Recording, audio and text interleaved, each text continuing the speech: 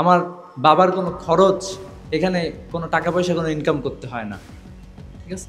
মানে কারো কাছে আপনারাই আপনাদের মতো করে আমার বাবা সব কাজ করে দেন। সবাই নিজের মতো কর্মী হয়ে সবাই আমার বাবার কাজগুলো করে দেন।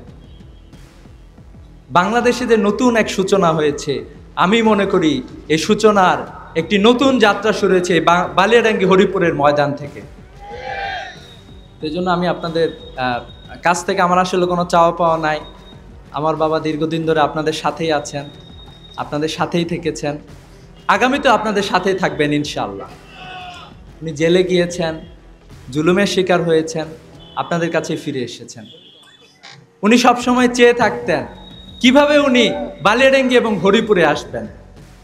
এমন কোনো ইউনিয়ন নাই, এমন কোনো গ্রাম নাই যে উনি শত শত বার উনি গিয়েছেন, তার পুরো যৌবনে উনি গিয়েছেন, এখনো উনি যাচ্ছেন। আসার সময় কথা বলতেছিলাম, রাত 12টা, 1টা, 2টা, 3টার সময় আমার বাবা বাড়িতে গিয়ে ঢুকেন, আপনাদের সাথেই থাকেন।